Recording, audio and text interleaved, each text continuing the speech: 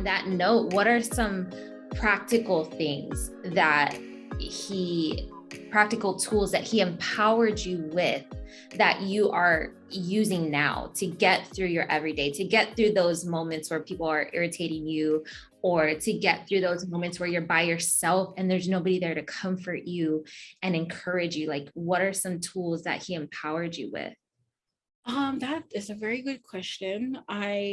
There are a lot of things. I could go on for years about the things, but it's all the obvious stuff. And I don't want to sound so like religious, but it really is spending time with the Lord. Whether it be like driving to Walmart and spending that five minutes, or Target. I live 2 minutes away from Target, unfortunately, but spending even that drive, Right. just thank the Lord. And really, I guess what the word is gratitude and thanksgiving. It's being thankful that for the little things, being thankful for just, we can always say like, oh, I'm so thankful for this breath of life. Well, I really am thankful for that, but I had to like really like go smaller and be like, well, I'm thankful that I have this bedroom. I'm thankful for friends who helped me to renovate. Yeah. My recovery. I just had to really be thankful in all things. Yeah. Or my heart would just go back to that. Why me? Why am I going through this? Or how come that person who like isn't taking care of their kid, why didn't she do, Yeah. And then it's just like I'm just having hate towards people that have nothing to do with me. Right. So I have a heart of gratitude. Yeah. I've been exposing myself and how I get irritated fast. But I just had you sound like me. It's okay. I just have the heart of gratitude, like, and not being so mundane and like thankful for this breath of life, but like thankful for, like, oh God, I'm so thankful for this job, or thankful for friends, or, just these small things. And really it was, so one thing about me is like, I love my room. So I love, I just love being in here, and like, I could just shut the door all the time and just have nobody bother me. I'd be living life. And so I love this place. And one of my best friends, actually the friend who said that on the phone that day, she was the one who helped me redo my whole bedroom so that I could recover good for like 7 weeks. But I totally lost what I was gonna say. It was about my bedroom. It's just I was so thankful for all of that, but it was getting outside of my bedroom. That's what I was saying.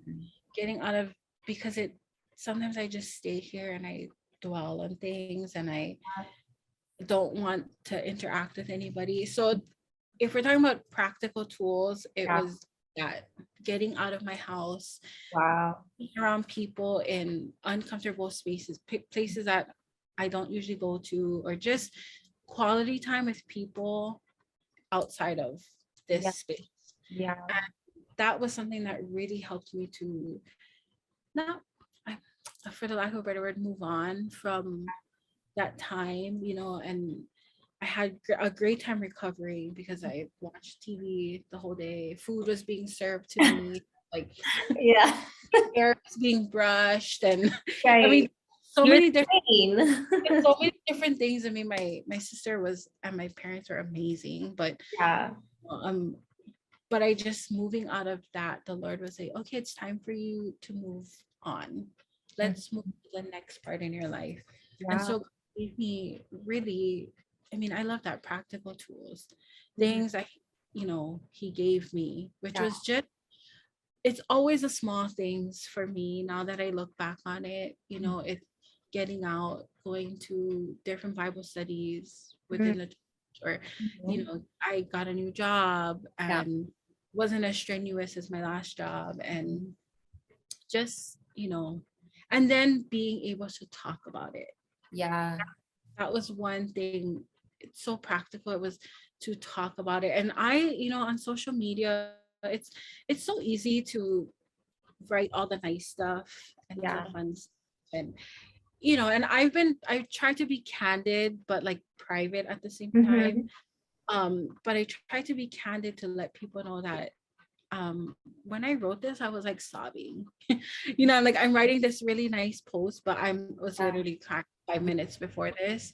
Right. And but just letting out that emotion through the creative space, which is my writing. And that's so I started kind of writing a blog. I had a blog like years ago when there was no such thing as social media. Right. And that was fun. I don't even remember the website anymore, but I was like, I got through a lot writing and journaling. So I've been journaling. You can't see it, but on this side is all my journals. That's kind of one big practical tool that, aside from all the obvious things done, is just being creative and having to share my story. And that's why I love being here right now, because I'm, when I'm writing it, I can edit and delete. Right. I can backspace. But here, like, I'm actually able to talk about it. And I'm just gonna tell you, Chelsea, I have not talked about it like this to anybody except for, like, my close group of friends here. But talking to you has really let out like a lot of different emotions, but all the good ones. And it's you just talk, like, thank you for listening to me. No, you have no idea. I feel so honored to facilitate that, because I feel like it's healing. Like, even like I was sharing with you yesterday, I did not think being asked these questions that I had asked 3 other women would conjure tears and emotion. And I remember afterwards, I was like, what the heck was that? Why am I getting emotional about this? That was like going on 9 years ago. I'm so far past it. And it was like, the Holy Spirit was like, yeah, but you had to survive through it. You didn't get to stop and think about it, and like you were just doing what I was telling you to do. You were being faithful. You were falling down. You were letting me pick you back up, but now you're over it. And so you were looking back on it with a renewed heart and a renewed mind, and you got to see what you were walking through. And so I knew from that moment on, I'm like, wow. When I thought about you and sharing your story, I was like, wow, it's gonna be so good, because I know for me, it was like that little moment, like, wow, I get to talk about this. And it was like a big, big thing in my life. And these were big events that were like catastrophic to me. Now I get to look at it where, when everybody's like, there's that saying of, don't look like God is bigger than your problem, basically. The mountain that you're facing, don't forget that God's bigger than that mountain. Well, when you're at that mountain, you can't see that. Okay. Like, let's just true. You can't see that because you can't see it. You can't feel it because you're just so focused on the mountain. And it's like looking back now, you can see my God was bigger than that. My God did that for me. And sharing about it, like, you have no idea. I feel so honored and so blessed to hear it, because I'm one of those people that it's like, how do you be there for somebody who walks through something like this? What do you say? And I'm so thankful for your openness, because not only are you sharing your story, but someone's going to hear your story and know somebody that is going to walk through the same thing. And they're going to be like, oh, okay, so this is what that girl said. This is what helped her. This is how I can be helpful in this situation. Even if it's just, hey, I'm going to come over and hang out with you.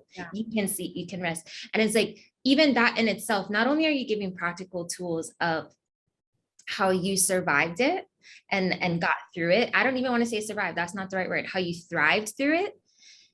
You're giving practical tools to equip someone else who's watching their friend, their sister, their auntie, whoever it may be, walking through something like this. You're giving them practical tools on how to be there. And I feel like it's so hard sometimes, because we know this is how you have faith. This is how you do this with God. This is how you have a relationship with God. These are the things you're supposed to do, but we forget practical tools are the most important. Like when you said thankfulness, I'm like, literally, that's something that has shifted my whole world since November. It was like, oh, I'm going to start being thankful for things.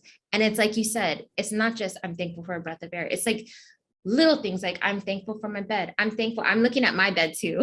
Nobody can see it, but I'm looking at it. And I recently got a new bedspread, and it sounds so silly, but I'm so thankful for it. It's like, it's so silly. I'm so thankful for it. Like I look at it and I'm like, God loves me so much. And it's just a bedspread, but it takes you to that place outside of yourself. Yeah. Where every little thing all of a sudden becomes a reminder of God's goodness. And when you're thinking about God's goodness in a little thing like a bedspread, that extends to a big thing like your health or what you have and what what the devastation of what could have happened, it changes your whole life. And so I'm just so thankful. I'm so thankful for you. And what is something that you would tell someone who is like, you know what, I think it's awesome? Because you really do just have this perspective of like, you're a warrior. Like you just have this perspective of, I'm not going to let this tear me down, but there's some women who don't feel like they have that. So what is something that you would say someone who looks at you and sees your strength and is like, I've never been that strong before? What would you say to her who feels like her strength and dignity can't be restored, what she's walking through? Well, I tell her a lot of things. I tell her to click the link to watch this. No, I just really, I always tell myself, and I tell my sister all the time, I'm like, how do people like live life without Jesus? I don't get it. Like, I'm definitely not perfect, obviously, but how, like, when I look back on it, I could not mentally and emotionally and even physically, I wouldn't even be able to share this right now if I didn't have God, if I didn't have the Lord, and has he always been the center of my life and like on the throne of my heart this whole season? No. There's sometimes where I'm just like, I could care less. Like, I'm not going to read my Bible. I'm going to pray. I'm too tired to go to church and I'm just going to sulk. That's the reality, really. But it's if I had to tell someone, especially a woman, whether they have been diagnosed with cancer or going through a heartbreak or a breakup or whatever it is, I would have to tell them that to look forward, really look ahead of where you're at, because it sounds a little cliche, but it's gonna get better. Yeah. It really is. And I can now say that because it really did get better. And it's not anything that I did, it didn't get better because because God loves me and I love God. No, it really got, well, I'm sorry, let me rewind. It did get better because I did walk through what God had me walk through. And, a lot of times I had to push my pride to the side. A lot of times I had to get out of my sadness, put makeup on, and get out of the house, do my hair. Wow. I had to do those practical things to move forward. But really, it gets better because God really does love you and because of who he is. Yeah. And that's in my whole heart, that's what I believe. I was healed because God did it. God came in and said, okay, you're not going to understand why all of this is happening, right, but I'm going to place my hand upon your life and you're going to walk through all of this that I have for you. And when you walk, I'm going to be with you. When you go to the waters, I'm going to be with you. When you go up the mountain, I'm going to be with you. And that's what I guess my message to tell people is that it really does get better. Yeah. But with that comes facing your fears, facing grief, facing your trauma, facing your heartache, facing your fears, facing your tears. It's all of those things. And those are all the things I've had to face, is, you know, just this whole discussion, fearing, can I ever be a mom? Like, you know, how is that going to work out? Is somebody going to love me enough when I say I can't have kids? Are they still going to love me? You know, real question there. Just all these things. And I will say one of the pastors here on Kauai, it was right before my surgery, and I went to church, and she gave me a big hug, and she told me, she's like, Shay, I want to tell you, you are not any less of a woman. And I just wept. I was like, I broke down, and I broke down in her arms, and she's like, you feel like you've lost something, but you haven't lost anything. She's like, you haven't lost anything, and you're not any less of a woman. And when you become a mom, you're not going to be any less of a mom, because it happened a different way. And so it's those little things that have made it better.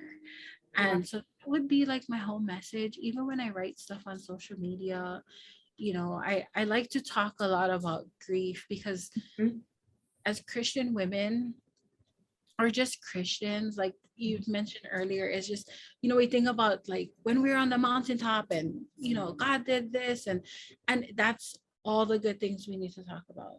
But sometimes we forget to talk about our grief moment, or what traumatized us, and, you know, why are we feeling this way, and how to get out of that. And so a lot of times we let grief grow around us, when I feel true growth is growing around your grief. And you know, I mean, I know, like just a year later, I already feel better. And I cry less now.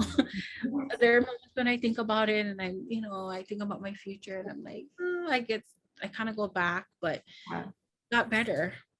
And my grief may not have like shrunk, but I grew around it, and was able to, you know, not let it be such a focal point in my life, where now it's just something that I'm able to use, like this platform, social media, and even just talking to people that I haven't met before. You know, they're just strangers, and I get to share my bits and pieces of my story.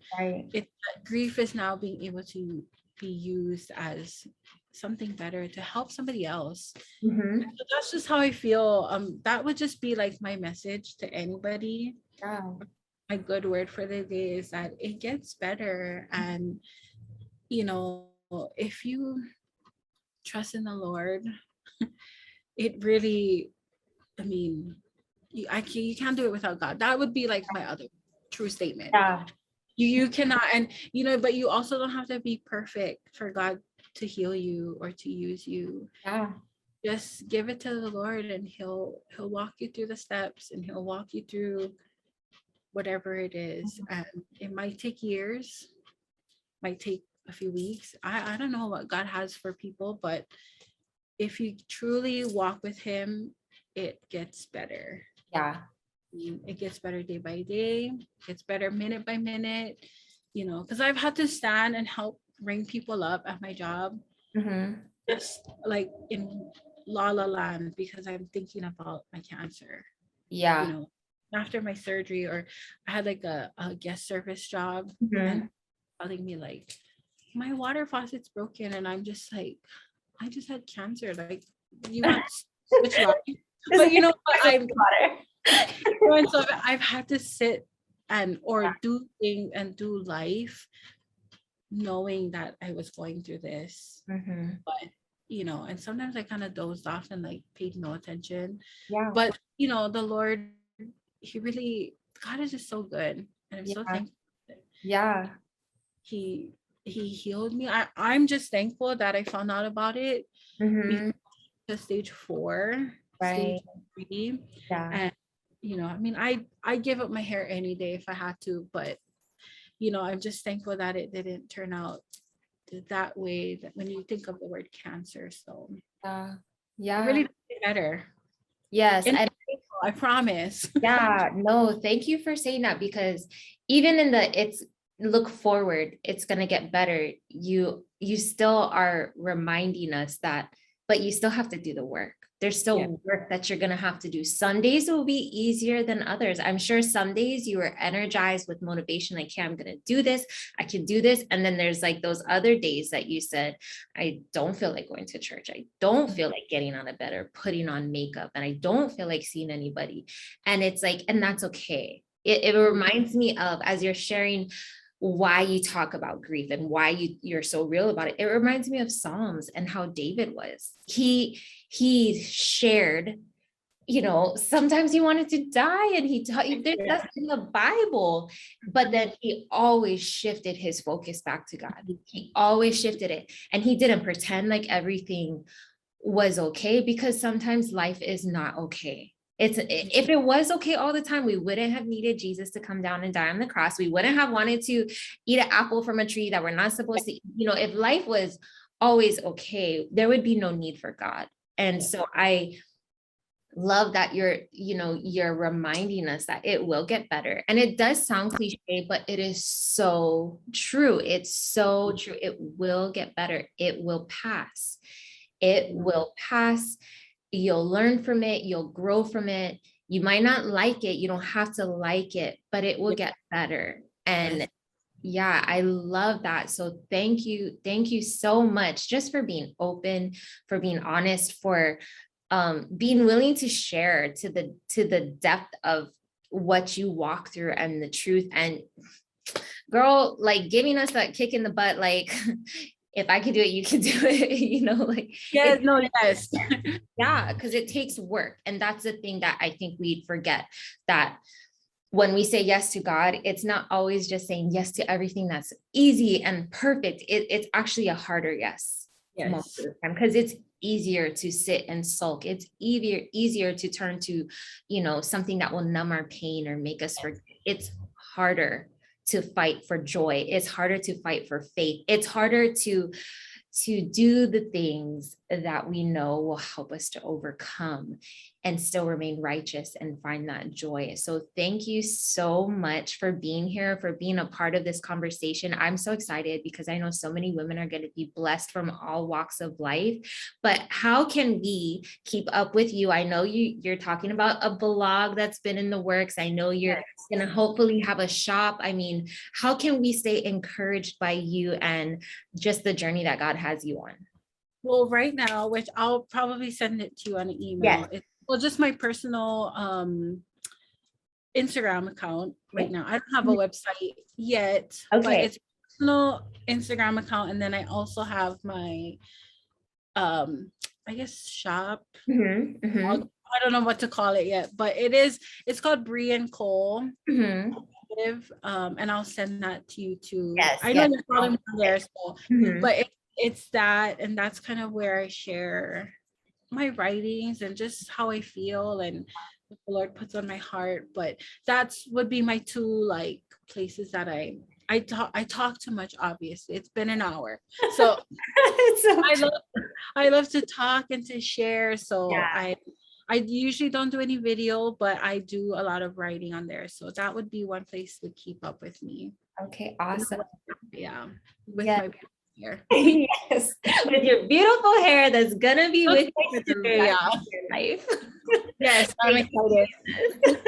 Well, thank you again so much for being here, and thank you for watching and tuning in to this series, She Is Me with Shay. And don't forget, you are clothed in strength and dignity. I don't know what you're facing today, but I hope that you were encouraged. I know I am encouraged by Shay and her story and what God has brought her through and what he's going to take her to. And I hope that it encourages you that no matter what, you can and will be clothed in strength and dignity.